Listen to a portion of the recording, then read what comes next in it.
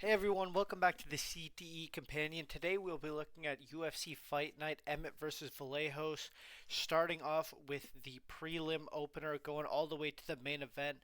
Before we start talking about the fights, though, I just wanted to mention that this fight order is kind of insane. This matchmaking is kind of insane. I'm not really sure what the UFC is doing. They're trying to have a couple showcases on a fight night with Emmett versus Vallejos as the main event.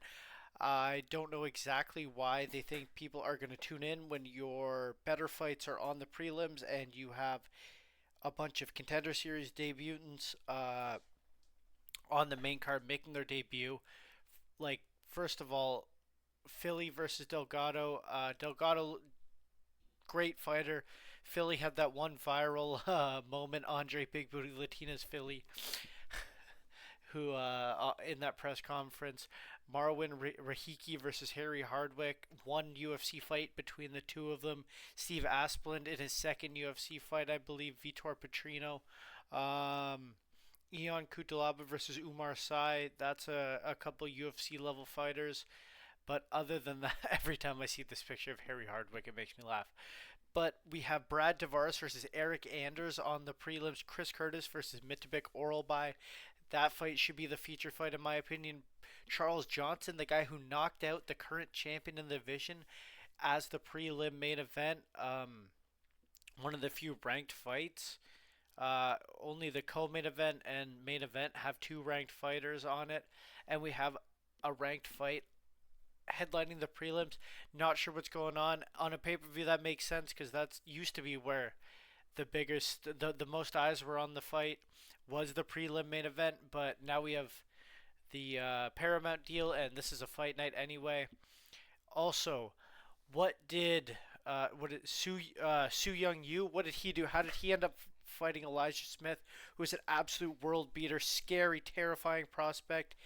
He just beat who was it? Zhao Long ended up fighting Cody Garbrandt on the pay per view last weekend, on the prelims to the pay per view, granted, but ended up getting a layup matchup. And Su Youngyu, who beat Zhao Long, is on the second fight on the prelims. This matchmaking makes absolutely no sense to me. Yeah, so, and real quick, two last things before we get into the fights.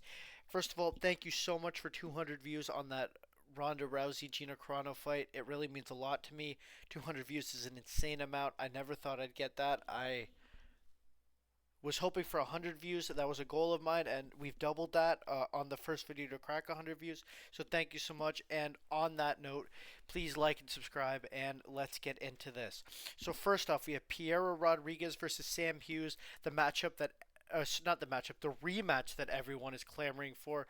Rodriguez is a minus 162 favorite to Sam Hughes' plus 126 underdog. Rodriguez won that first matchup by decision. Since then, Rodriguez is 2-2, one of those being a disqualification loss for intentional headbutts, and Hughes is 4-1. From watching their recent tapes and their most recent fights, and watching the last one, their first matchup rather, I think Sam Hughes has made a lot more improvements than Rodriguez has. They're both pretty good on the ground, but Sam Hughes' boxing has looked to improve.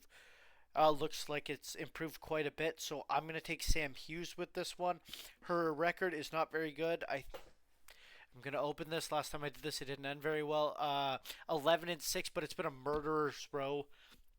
Excuse me, of opponents. She is the taller woman.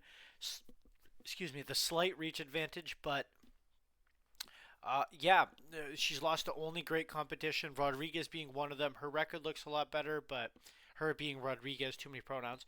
Her record looks a lot better, but I think that Hughes gets this one done. Following that up, we have Elijah Smith versus Su Young Yu. And as I alluded to earlier, Elijah Smith looks to be the future of the division. He looked phenomenal in his last couple fights, coming off the big slam knockout against Kamza. He dropped him in the first round, I believe, and then ended up getting in a leg lock entanglement. And the Lion does not concern himself with leg locks. He just ground and pounded his way out of it. Ended up getting put in a triangle and slam KOing him. Absolutely insane. He has crazy ground and pound. Su Young Yu is a primary grappler, primarily a jiu-jitsu guy. I would not want to be on bottom under Elijah Smith. No Diddy. He also has a 6-inch reach advantage and a big striking advantage, and I believe a big power advantage. So I just see Elijah Smith getting this one done, maybe dropping him. Su Young Yu looks to survive, tries to get a guard, and just ground and pounded to the finish. Following that one up, we have Bia Mesquita versus Montse Rendon. This probably I think the second biggest disparity in odds. Bia Mesquita being minus 480, Hendon being plus 330, or Brendan, I guess she's Mexican, not Brazilian. Rendon being a plus 330 underdog. Bia Mesquita looked great in her last fight. Really impressive performance by her, outclassing her opponent. Rendon can't exactly say the same about this one. I just think Mesquita is quite a bit better, and I'm going to go with her. Following that one, we have Luan Lacerda versus Hecher Sosa. This is a grappling matchup. Luan Lacerda, a plus 186 underdog to Hecher Sosa's minus 245. Sosa is making his debut. A lot of these fighters are making their debut off the Contender Series. And as we saw last weekend, they are kind of giving these Contender Series guys pretty big step ups in competition coming straight from the Contender Series. Some of their opponents on the Contender Series are not exactly UFC level talent. I think that the difference between regional scene talent and UFC talent is pretty big, and they are fighting regional scene level guys on the Contender Series. Some of them, and Luan Lacerda, he hasn't faced the high, even medium level UFC competition. It's been on the lower end, but even that lower end of UFC competition is better than these Contender Series guys. A lot of these Contender Series guys are coming in as big favorites against these UFC guys who have had a couple fights or more than a couple fights. We saw last weekend with the Rodolfo Bellato fight where I forget the gentleman's name, but he was an undefeated prospect, pretty big favorite, but hadn't fought anyone nearly the level of Rodolfo Bellato. And Rodolfo Bellato just kind of outclassed him. I think that this is a little bit of the same thing, and I'm gonna probably repeat that a few times. Watching these fights, these guys that the Contender Series guys are debuting against are a lot better than the Contender Series guys. I know I said that a few times now, but so Luan Lacerda, I think I have him winning this one. He has 11 submissions and 13 wins, both grapplers. Hecher Sosa is a primarily a wrestler. He has good pressure and his striking is a little bit better than Lacerda's, but I think that Lacerda is going to be able to get this one by decision because Sosa he really goes hard. He goes for the finish. He shoots a lot of takedowns. He has Marab's level of activity, it looked like in some of his fights, but he doesn't have that level of cardio. So he has a lot of output that ends up not gassing him because he has a good gas tank. I'm not going to see his cardio problems, but he more has pacing issues where he really goes for it, and that can sometimes come to bite you. And I would say that jiu-jitsu guy is going to be able to capitalize on that. So I think that Lacerda gets that one done by submission. He's a plus 186 favorite. I think that the expected value on that kind of bet is gonna be pretty high if you take Lacerda, especially by submission. Next up, we have Balaji Oki versus Manuel Sosa. Balaji Oki, a plus 210 underdog to a minus 280 favorite for Sosa. It's Sosa's debut. And Oki is 2-2 coming off a loss to Mason Jones. I just gave that same spiel about Lacerda versus Sosa. Now we have Sousa with the same story, coming off a Contender Series against a guy who has UFC level experience. Oki's coming off the loss to Mason Jones, but he had dropped him a couple times, and I think that he is going to knock out Manuel Sosa. Both these guys have big power. They go for the finish. They swing hard. I think that this fight is going to be an absolute banger, but I think that Oki is just going to show that there are levels to this UFC game, and I think that he might win this one. Two underdog picks in a row, a little bit risky, but especially with these kind of odds, if you take both, I think at least one of them win this fight, and you'll end up cashing out on that one. Following this, we have Chris Curtis versus Mitabek Oralbai. As I said earlier, I think that this fight should be on the main card. I think that this will probably be fight of the night. Two big strikers, Mitabek Oralbai coming off the knockout against Jack Hermanson in his welterweight debut. Both those guys' welterweights debut actually. Chris Curtis, he's coming off a split decision loss to I can't remember who, but it was a split decision. Max Griffin, 40-year-old Max Griffin. Um, I know it's easy to say that Oralbai knocked out Jack Hermanson, therefore he might knock out Chris Curtis, but two very, very different fighters. Styles make fights. I am personally a huge believer in that, and there are probably no two very different styles than Jack Hermanson and Chris Curtis. So I think that this fight will look completely different than Oralbai versus Hermanson. Chris Curtis, much better head movement, much better defense in the boxing, much better footwork. I don't think he's going to be there to be hit, but I also think Oralbai still has a boxing advantage and, more importantly, maybe a grappling advantage over Chris Curtis. I see Oralbai getting this one done by decision. Following that up, we have Brad Tavares versus Eric Anders. Eric Anders is a plus 110 underdog, and Brad Tavares is a minus 140 favorite. Eric Anders, I'm going to take Eric Anders because while Brad Tavares' losses have come against very high level competition, very underrated for his BMF contendership. He is definitely a BMF coming against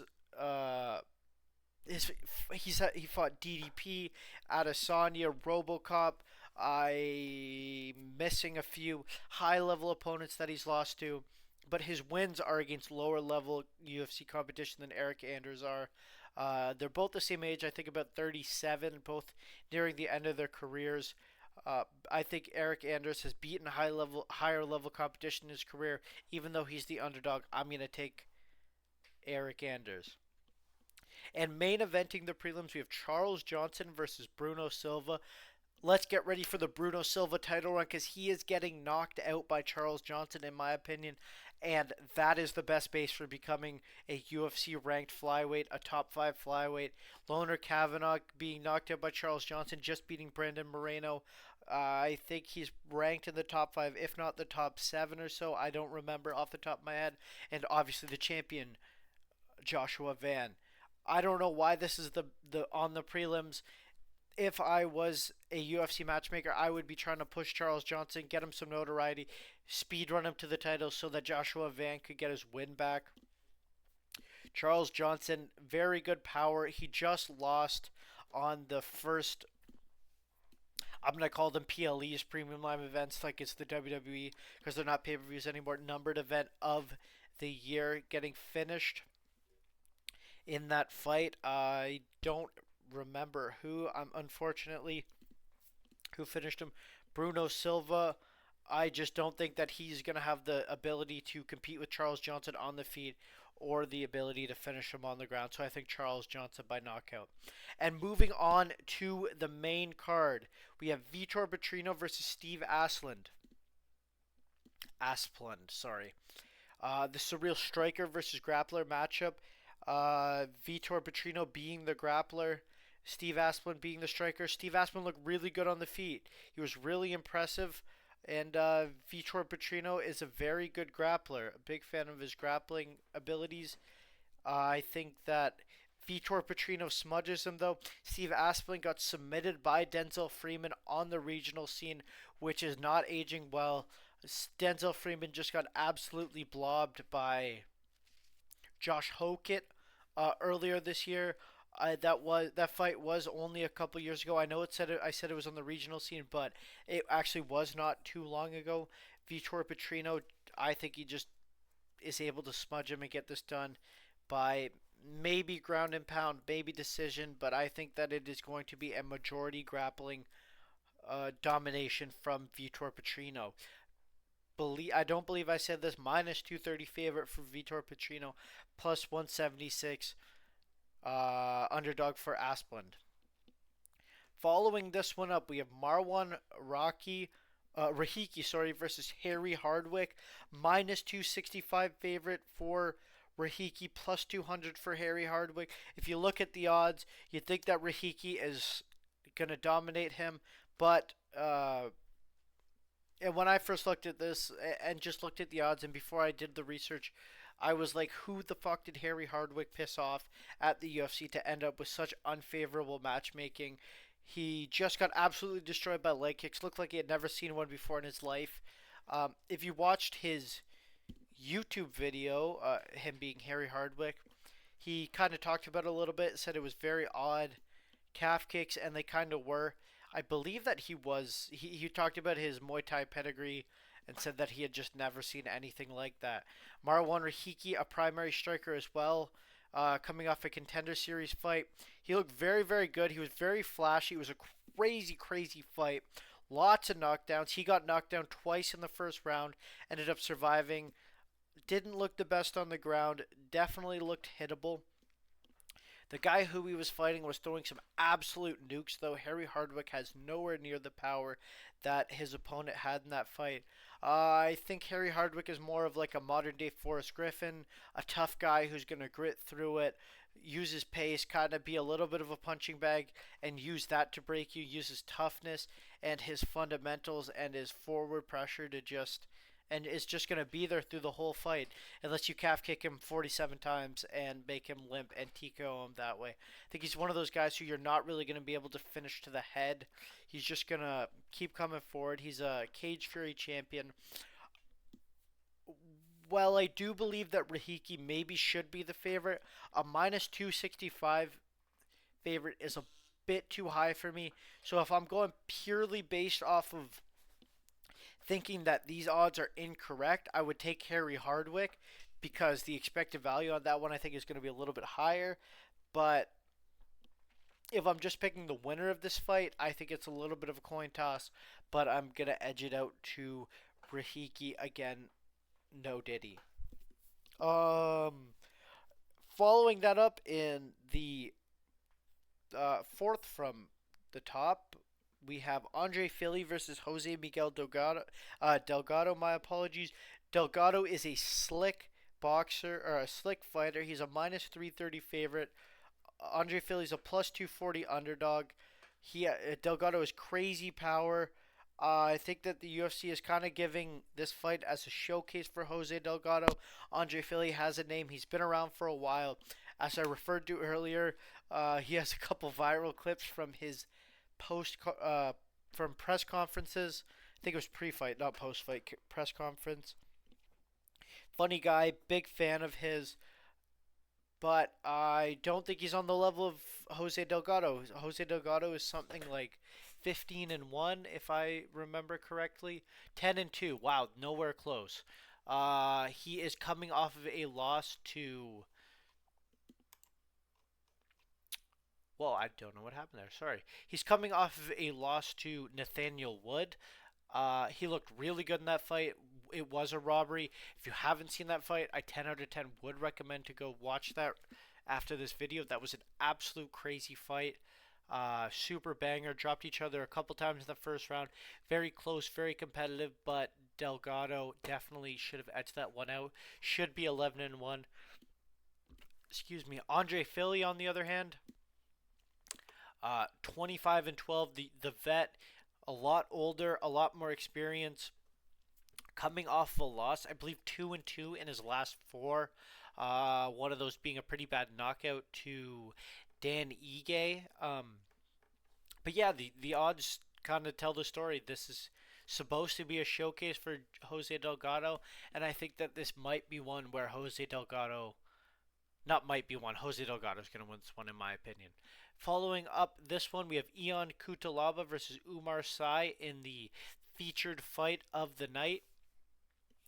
Umar Sy, a big favorite coming into this one, a minus 230 favorite to Ian Cutelaba's 176. I know I said this earlier about Brad Tavares, but Ian Cutelaba's resume is absolutely insane. He's fought Glover Teixeira, Khalil Roundtree, Magomed Ankalaev twice, Ryan Spann, Johnny Walker, Modestas Bukauskas. I know that one of these is not like the other, but that's his most recent loss. Looking through those losses, he's 8-10 in the UFC, but those are some absolute monsters he's fought. Against that medium level of UFC fighter, he's been rather successful. That was 6 losses I just rifled off, and I think all of those fighters were top five fighters at one point. Umar Sy is not a top five fighter right now, has not been, and maybe will not be. Umar Sy 12-1, coming off of a win against Brenson Ribeiro. He lost to Alonzo Menafield in the fight before that. So this is a massive step up in competition versus Umar Sy, or for Umar Sy. This is looking to really build him. He's got that 8-inch reach advantage. I think that he gets this one done though, and probably looks pretty good doing it. They're trying to build Umar Sy. Obviously, a lot of this card is really them trying to build people, which is okay. But with the main event that they have, there's not going to be enough eyes on these people, so there'll be record and resume builders. But these fights should be on prelims of pay-per-views or early in fight night main events where people actually are going to tune into. If this was on the UFC London card or the Pyfer Adesanya card, where the main event is going to bring eyes to the event, then it makes sense. But a card like this with a main event like this, if you really want people to watch, you're going to need some depth. With that being said, I know I've been talking a lot of shit about this, but I think that this matchmaking is actually pretty good in regards to having interesting fights. A lot of these fights, like this fight here, the Philly Delgado, this fight here, the Rahiki versus Hardwick, I think we might not enjoy this fight. A little bit of lay and pray in this one. The Johnson Silva, Tavares Anders, maybe. These two here, the Chris Curtis Metapic Oral by Vallajos and Manuel Sosa, even these two, their grappling might cancel each other out, and it might be a primarily striking matchup, and I look like an idiot, and Hedger Sosa knocks him out. Elijah Smith versus Su Young Yu. Piera Rodriguez versus Sam Hughes. I think that even the Mosquito one, even though it'll be a domination, it might. This one might be a little bit boring. It might be a grappling domination, but a lot of these fights, probably 80-90% of these fights, are going to be super entertaining. Kind of the opposite of last weekend, where a lot of the fights disappointed. If you watch this weekend, if you're hardcore and if you're watching a guy with 3 subscribers who averages 30 to 50 views a video, then you probably are definitely a super hardcore MMA fan, especially if you're 22 minutes into the video. But these fights are definitely gonna over deliver in my opinion. With that being said, in the co-main event, I'm not saying that like this isn't going to be one of them. We have Jillian Robert versus Amanda Lemos. Jillian Robertson is the favorite in this one, minus 200. Amanda Lemos plus 154. And I'm going to go with the Canadian in this one. I think that she's able to get this done. Coming off a hot streak.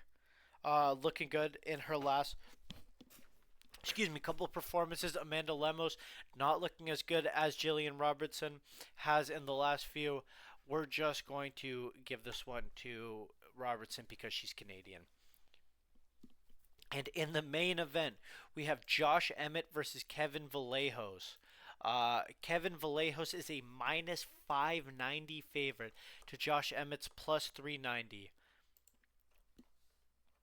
Yeah, Josh Emmett, known for his power and not much else. He's a bit of a punching bag. He can't really grapple. He just got submitted by Yusuf Zalal. He is like, I don't even remember. I think it's like 2-3 in his last 5. Not that I'm not sure. The only reason he's in this fight is to show off to give Kevin Vallajos a showcase. Kevin Vallajos, coming off that knockout of Edson Barbosa, spinning back fist, finished him with some elbows. Looked pretty good. It was kind of a boring fight. Kind of a nothing fight in the first round. A couple kicks thrown. Vallejos showed off some good defense and then just threw a spinning back fist from hell. Left-handed one, which is pretty difficult in my opinion. Dropped him, finished him with some elbows. Didn't even drop him. Flatlined him out cold. followed up with some elbows. They're hoping that he does the same thing in this fight. Josh Emmett is, I think he's 41 at this point. He's old. He's been through some wars. He used to have a chin on. He probably still does, but we'll see how it goes. At 41 and at featherweight, it's very hard to pick you. I think that this might be the fight where his chin goes. Of course, he could just nuke him with an overhand like he did to Bryce Mitchell.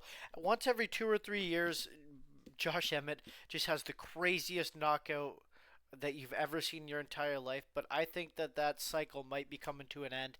He's getting old. They're starting to feed him to some prospects like Kevin Vallejos. I think that Kevin Vallejos gets this one done by decision or by knockout in the late rounds. Yeah, thank you so much for watching. If you're still here, please like and subscribe, and have a great day as always. And thank you for tuning in to the CTE Companion.